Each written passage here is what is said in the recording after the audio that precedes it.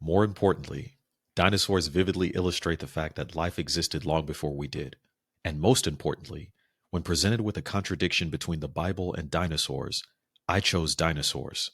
I chose dinosaurs because of the evidence. Because when presented with a choice between theology and empirical evidence, I chose evidence. Dinosaurs were my gateway drug to atheism. And while I was still 6 or 7 years away from reaching the conclusion that God either didn't care about us or didn't exist, the dinosaurs had shared an important secret with me that the Bible can be wrong. Jeffrey Myers.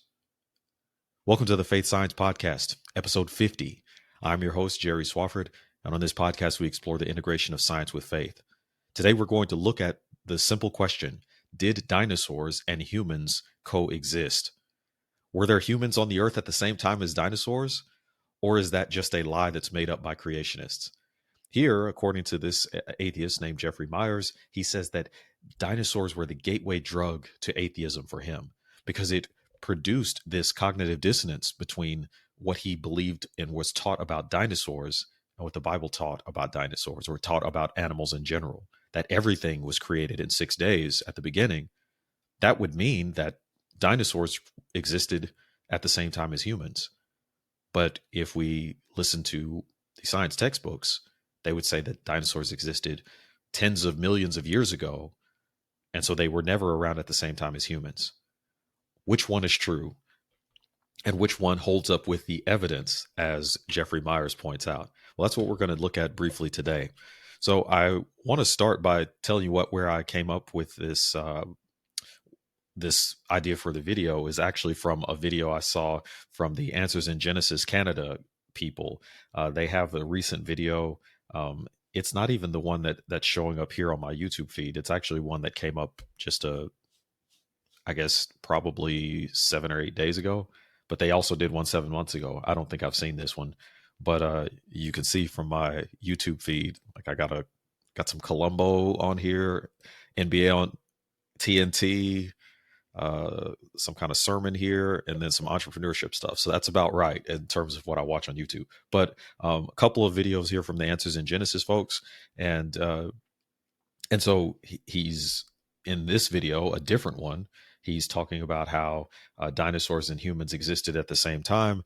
There's another one from 4 days ago that I actually haven't seen that yet either, where it's saying that evolutionists have finally discovered that humans are not descended from apes. So we might respond to that one later on. Not sure, but I just wanted to kind of point out that the video is, I'm going to link it in the description, but it's not actually this video that's showing up on the screen. I thought it was, but I didn't notice that this is an older video.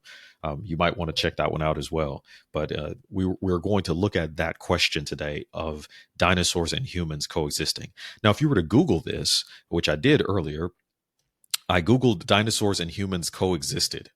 And when I Googled that, the AI overview, which is generally some kind of a summary of what you can find about this, which would be through Google Gemini in this case, the AI overview immediately says, no, dinosaurs and humans did not coexist on Earth. Non-avian dinosaurs went extinct approximately 66 million years ago during the Cretaceous Paleogene extinction event. Triggered by an asteroid impact. Now, again, that's a theory, of course, but again, that is maybe the prevailing theory. So this is why the AI is giving us that answer. Now, what's interesting is right under this, there is an article from just under 2 years ago from Earth.com, and it says an astonishing new study concludes that human ancestors survived the asteroid impact that killed the dinosaurs. Now, according to that would mean, well, let's take a look at this briefly. That would mean that the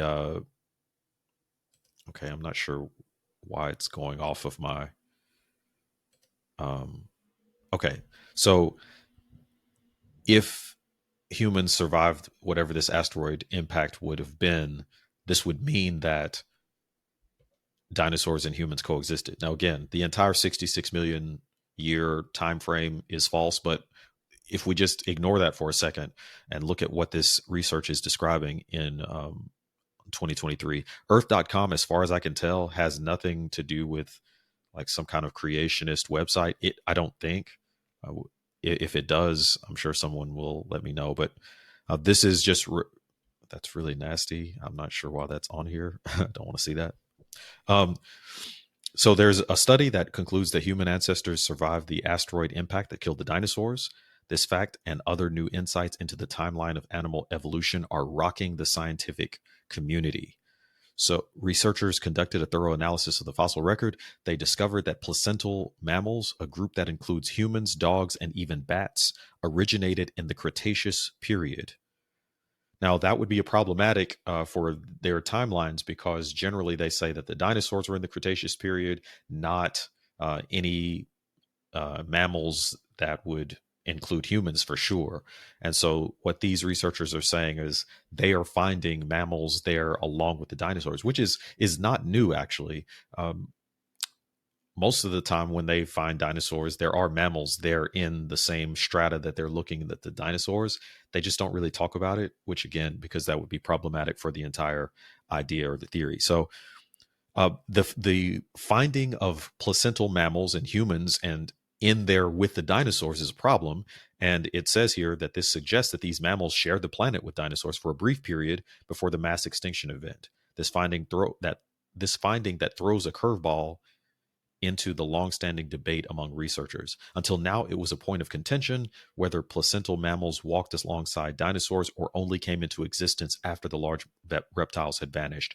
Fossils from placental mammals only showed up in rocks less than 66 million years ago. This was the time when an asteroid had a fateful encounter with the Earth. So essentially, what they've done is they've some paleobiologists, I've never heard of that before, but paleobiologists from University of Bristol, University of Freiburg published this paper. And again, apparently humans and according to this paleobiological study, they found that there were human ancestors alongside dinosaurs. That's not even really what I was wanting to look at, but it's interesting that that's the first thing that pops up here. So the AI overview here says no, humans and dinosaurs did not coexist. Modern humans emerged roughly 3 million years ago, and Homo sapiens specifically, which is what we would call humans, are 200,000 to 300,000 years old. So that means there's this huge gap of tens of millions of years. Now, this is important to understand the timeline because if we can point to evidence that humans and dinosaurs coexisted, then you have to completely rethink that. And so, for example, the earth.com article there is a really what they call a curveball because now what you have to do is say, well, actually humans are more like 66 million years old is what the apparently the researchers there were concluding.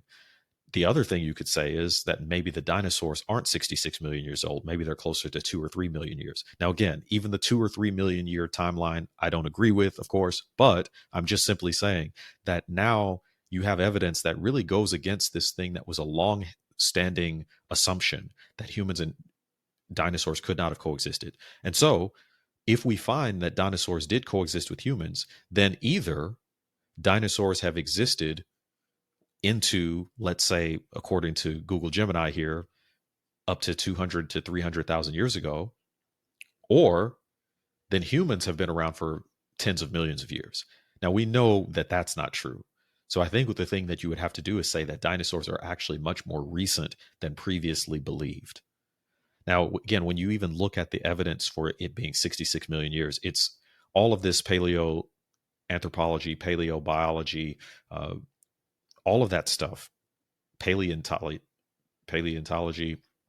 all of it is all of the geological stuff behind where they come up with these numbers is really not what you would call science because it's not repeatable. So I just want to point out here though, if we can find evidence that shows that dinosaurs and humans coexisted, then this is really problematic for that entire tens of millions of year timeline. Now, so when you start scrolling down, you start finding most of the stuff that you're going to see is by people who believe in the creation accounts.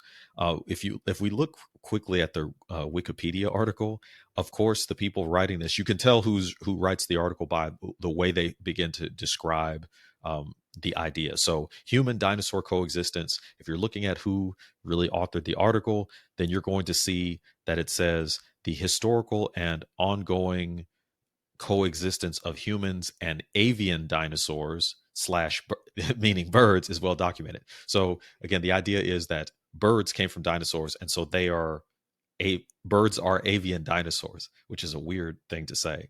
But the issue is they're saying, okay, so birds exist. So yes, we existed at the same time as these avian dinosaurs. Okay. um that's really funny. But yes, we existed with birds, obviously. But what they are saying here is that the coexistence of humans and non-avian dinosaurs, right? So the entire, even calling birds avian dinosaurs shows that you are already operating from a specific assumption. To assume that birds came from dinosaurs is an assumption. You can't show that scientifically. And again, geologically, I don't even know what they would use to show that. And maybe we can look it up sometime. But what they're saying, non avian dinosaurs is what anybody would call a dinosaur. Avian dinosaurs, nobody calls birds. Nobody would call a bird that, but that's what these people are saying. So you can already see that these people are operating from a perspective where they're calling birds dinosaurs, and so they are have the material the atheistic evolutionary worldview.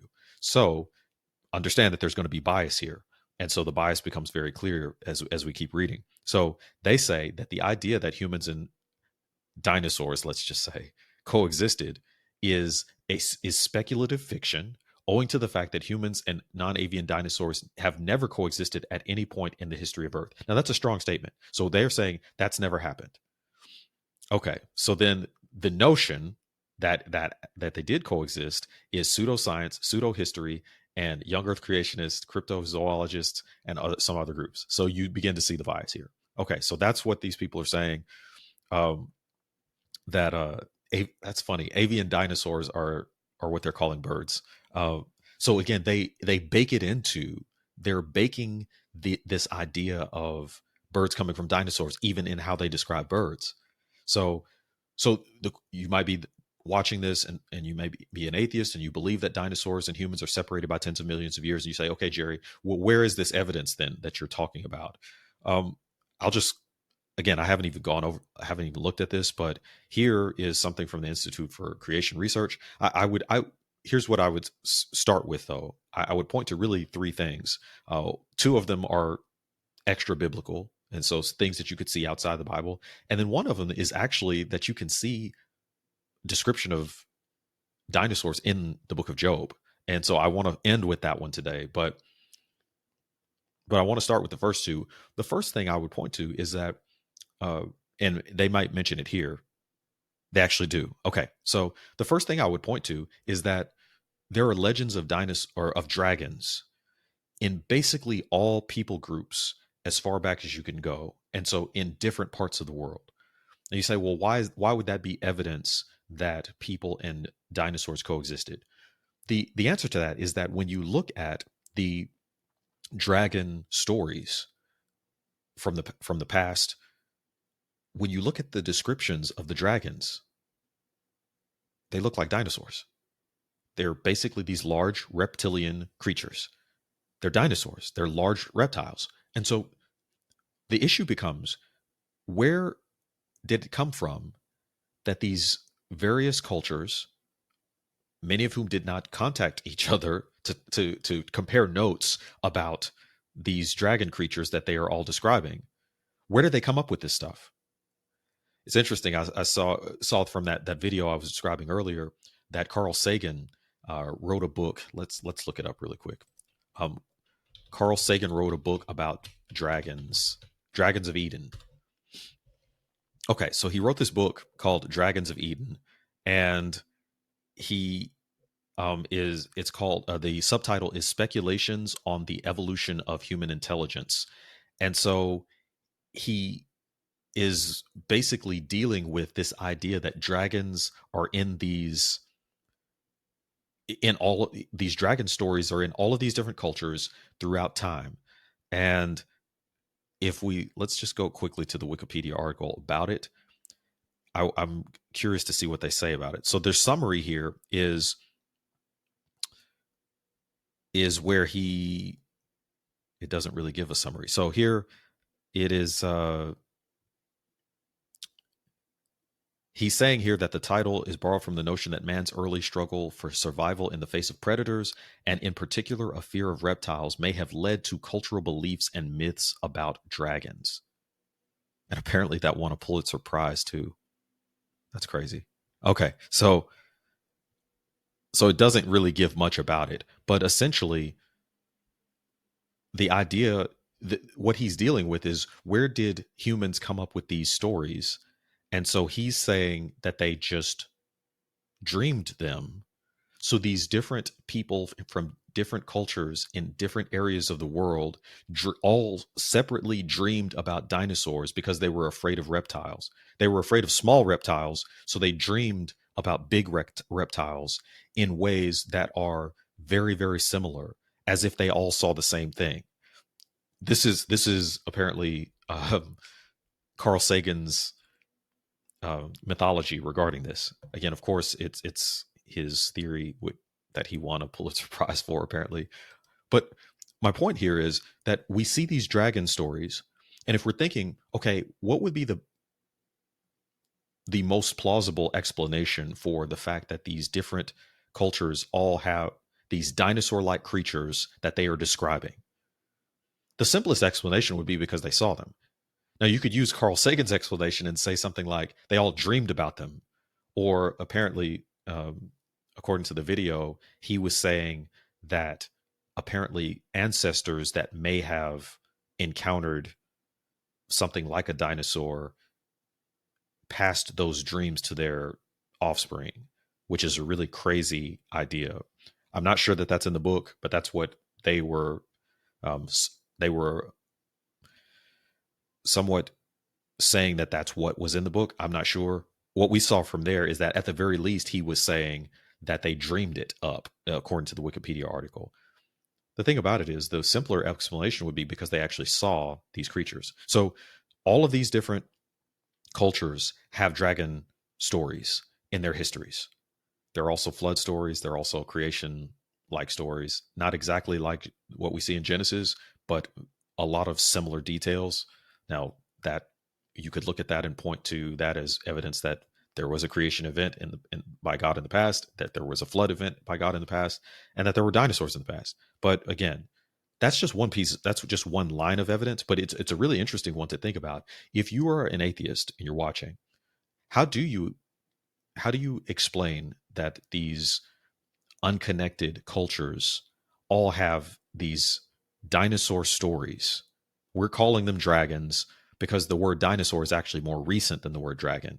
But these are dinosaur stories that these different cultures have. How do you explain that exactly? Now, the second piece to this is that it's not just that there are stories about them, but there are also depictions of them. That would be the second line of evidence, that we can see depictions that are not all that old of dinosaurs. And you might say, well, they're dragons, not dinosaurs. No, these we're talking about dinosaurs now. You could use the term dragons previously, but again, in this case, anybody looking at these would say that these are dinosaurs. So I think that's also mentioned here. It just mentions the depictions. These depictions match what we know from the fossil evidence of certain dinosaurs. Thus, dinosaurs are known directly from their fossils and indirectly from cave drawings, tapestries, textiles, figurines, carvings, bas reliefs, and many oral and written eyewitness accounts, most of which are quite old. So it also mentions Job here. We're going to go to Job 40 at the very end here. So we could kind of put this. We can look at the fact that we can see dragon stories and depictions of dinosaurs from different cultures around the world and say, you can say that they didn't see anything like this and they just all dreamed it up and hallucinated about the same kind of creature separately in different parts of the world. That can be your story. But if we're looking at the evidence, we would say, no, apparently they saw some creature that looked like this. And wait a minute, we see these bones of a creature that looks like this. So it would make sense that they saw dinosaurs. Now, the problem for the atheist is, again, similar to the initial quote that we saw, is that the entire the entire evolutionary long-term timescale is wrapped up in how they teach about dinosaurs. And so if you start showing that dinosaurs are actually much more recent, it destroys the evolutionary narrative. And that becomes problematic. The other thing that's mentioned here, and that we could talk about, is that there are many examples of dinosaur bones that have been found that have soft tissue. Now, if you have a bone that is 66 million plus years old, there's not going to be any soft tissue. So the fact that we are finding dinosaur bones that have, so a femur, so in this case, dinosaur femur soft tissues have been described as still squishy and contain recognizable blood cells. This also confirms the recency of dinosaur fossil deposition. Science continues to demonstrate that dinosaurs did not predate humans and that dinosaur kinds did not go extinct, if they all have, until after the flood, which only occurred thousands of years ago. So so let's look at those two ideas really quickly, and so and then I'm gonna play around and ask ChatGPT about some of this, and then that's probably all we've got time for today. So let's start with going back and showing, let's say dinosaurs soft tissue discovery. Okay, so according to, and let's just go with Google Gemini for right now. According to Google Gemini, yes, dinosaur soft tissue has been found, most notably in Tyrannosaurus rex fossils. In 2005, Mary Schweitzer's team discovered collagen and other soft tissues within a T-Rex leg bone. The discovery sparked debate about the preservation of such delicate material over millions of years. Subsequent research has explored the potential role of iron in stabilizing and preserving these soft tissues. So this is the one that most people point to. This idea that dinosaur bones are 75 million years old or 66 million years old, but then you find soft tissue. So what they attempt to do is try to say, well, let's try to figure out how soft tissue could be around for 75 million years, rather than saying soft tissue doesn't last for 75 million years. Maybe our assumptions were wrong. This is the problem with all of this, that instead of questioning the assumptions that you're using about the time or about the age, you immediately start trying to think about something that's completely unbelievable, which is that soft tissue is going to be around for 75 million years and stay soft. Right? The idea of that is ridiculous. So this is not the only one. This debate that rises causes, again, people who are believers to say, well, do you want to maybe rethink your assumptions that you were making about this? And their answer apparently is no. We're just going to figure out how, maybe because iron was in the dinosaur's body, then that's how the soft tissues remain for that period of time. So this is one. This is the second idea we were talking about. The first idea was the existence of dragon mythologies or dragon stories. So I'm not saying that everything somebody says about a dragon is going to be true per se, but what we can say is that you keep seeing these stories everywhere. So again, there are flood stories. I'm not going to say that everything about someone's flood story is true, but there is a fundamental piece to it, which is that there's some global flood that occurred. And that part is the part we can look at. And the fundamental part to this is that there would be dinosaurs and humans coexisting. So let's look at the first thing, which is the idea that you have dinosaurs, dinosaur depictions, let's say, on caves. And I think there was like a tombstone.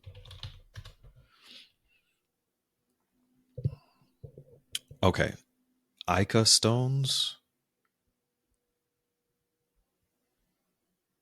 Okay.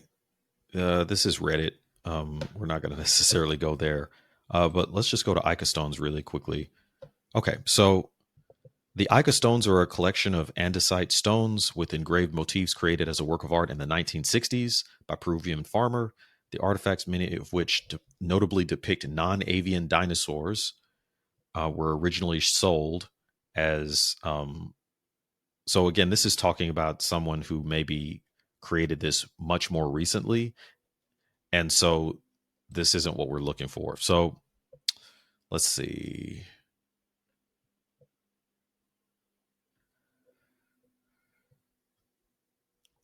There's a cave painting here um, that is found of a 260 million year old dinosaur, apparently, in South Africa. And it's called the horned serpent. And they are saying that this is an animal that would have gone extinct, but the the idea that these people would have been able to create some depiction of this dinosaur is notable to them because presumably dinosaurs didn't. Uh, okay, so this is interesting. So what they say here is consequently, it would appear that the existence of this long extinct animal was first discovered and recognized by the indigenous population rather than by scientists and academics. Archaeologists now think the San would have integrated fossils into their belief systems. So let me explain to you what they're essentially saying here.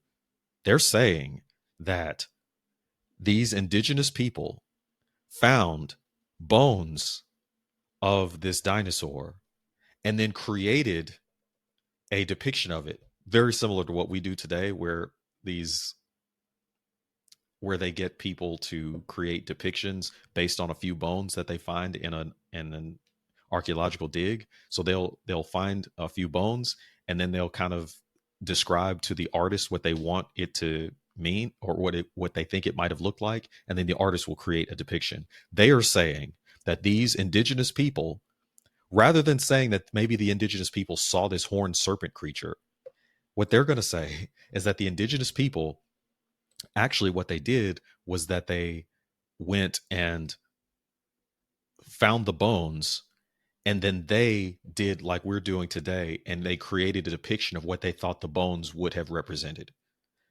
This is what we're saying here. This is where people are taking the evidence and then saying, well, it cannot mean that they saw it, that they were drawing something that they saw. It must mean that they are drawing something based on them finding these bones and they're making it up, which again is what people do today as well. So that's a really that's a really funny one where they are saying that indigenous people basically were doing artistic renditions of dinosaurs based on them finding a few bones, and they found it first. They had their scientists, these indigenous scientists. Not to say that the indigenous people couldn't have had scientists, but notice what's being done here. They cannot allow for this old Earth, this old age or of dinosaurs. They cannot allow any evidence to somehow assail that fundamental belief. So you have to have the belief. And if you question the belief, if you look at the evidence and say, well, what if they just drew what they saw?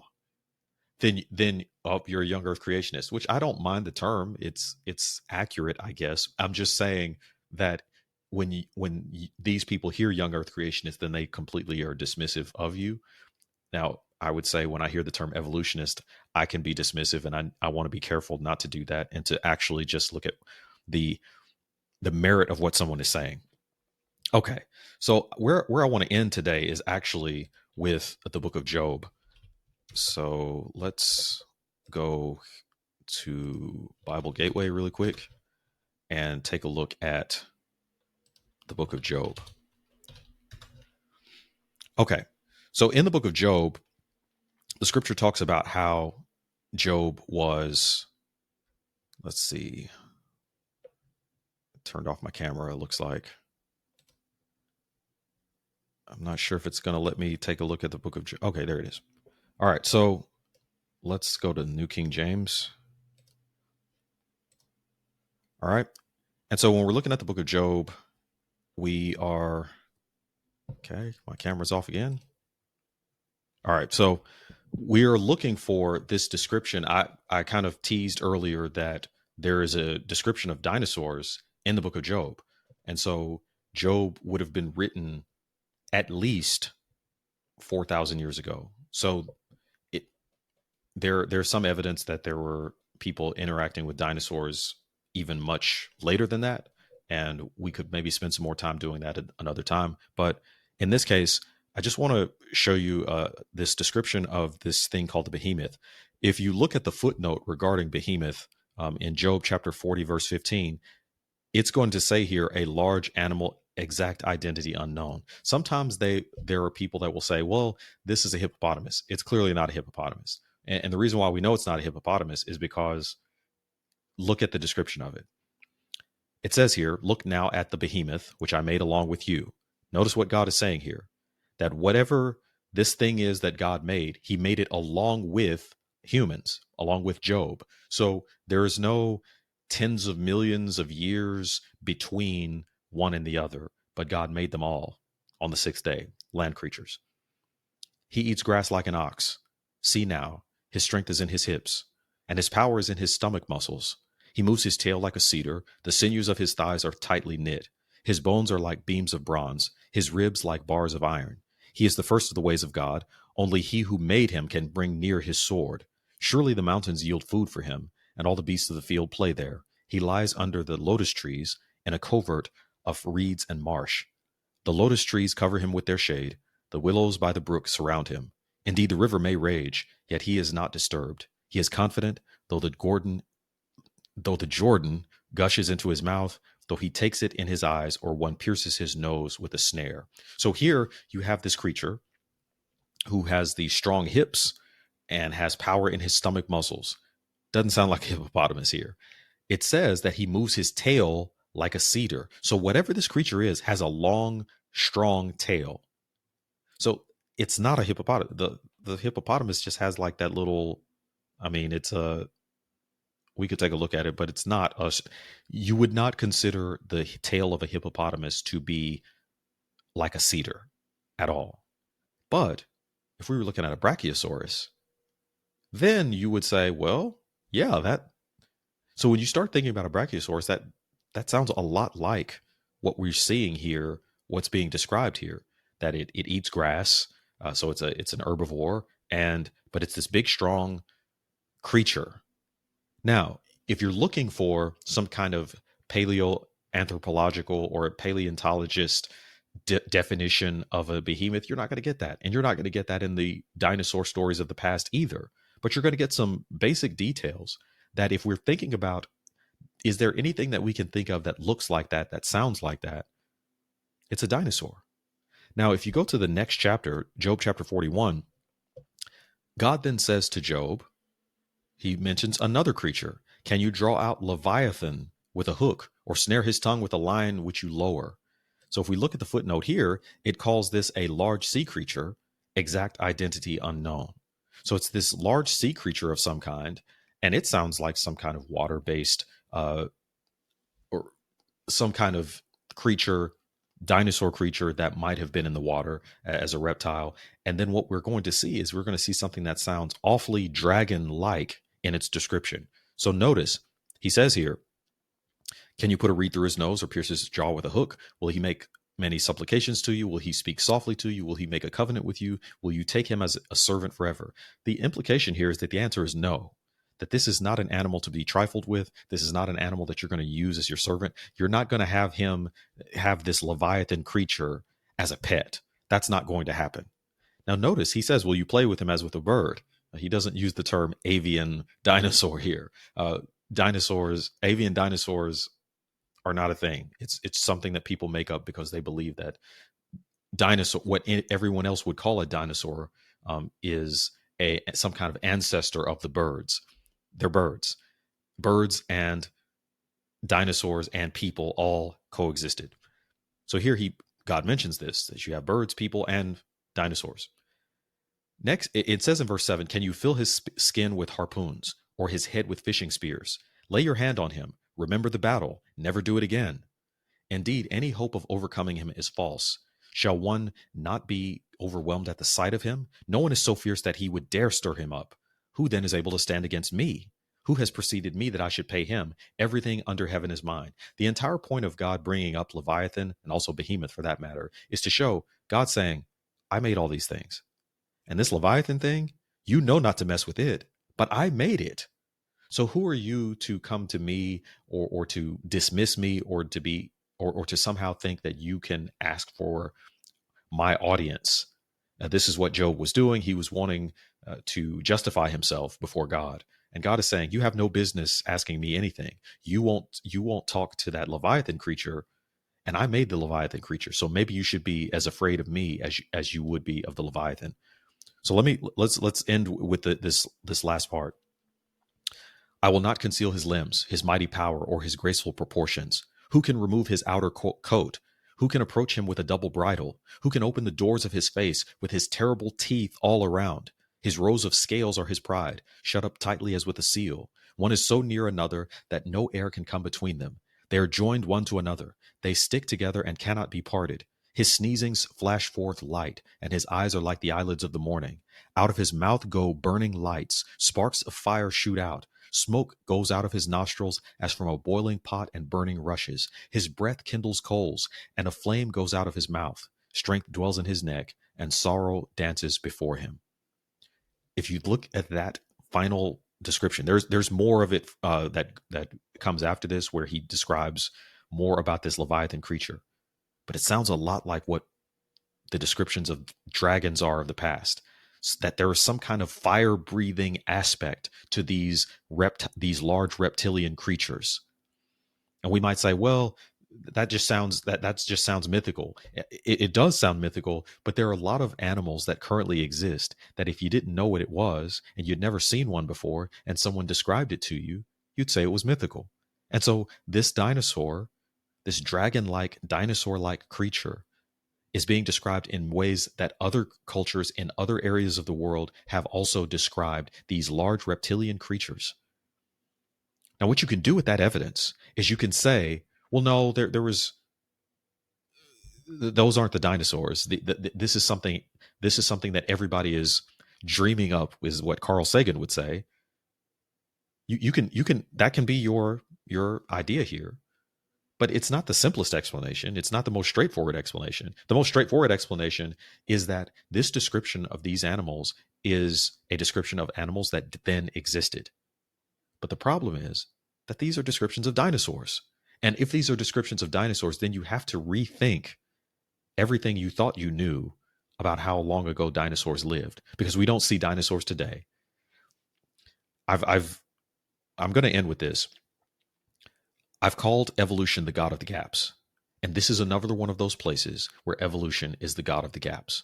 What often happens is that there's a gap.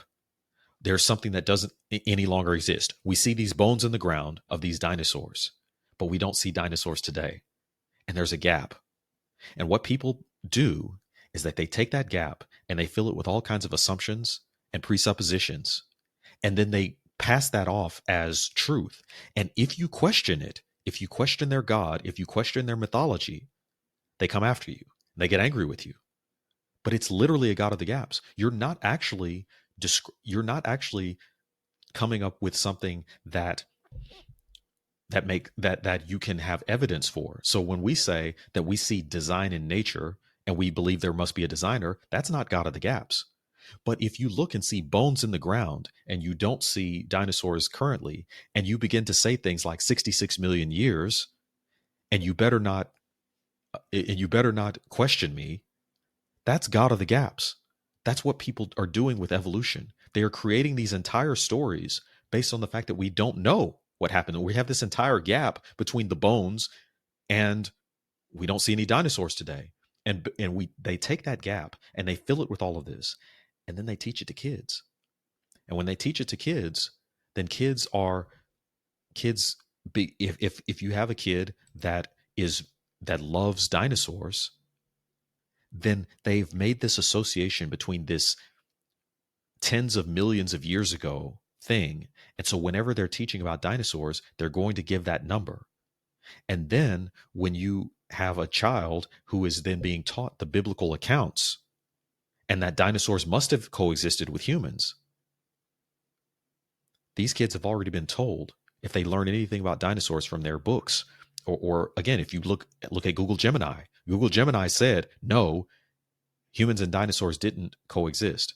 Now, if you'll notice, Google Gemini didn't give any of that evidence that we've pointed out. That what do we do with these dragon stories? What do we do with the depictions of of dinosaurs in these various civilizations all over the world? What do we do with that? Do we simply say that people dreamed it up, and that these descriptions of dinosaurs, as we saw in Job 40 and 41, and we see many other cultures with these descriptions of dinosaurs, are we just going to say that all of these different people dreamed up these large reptilian creatures? You can do that.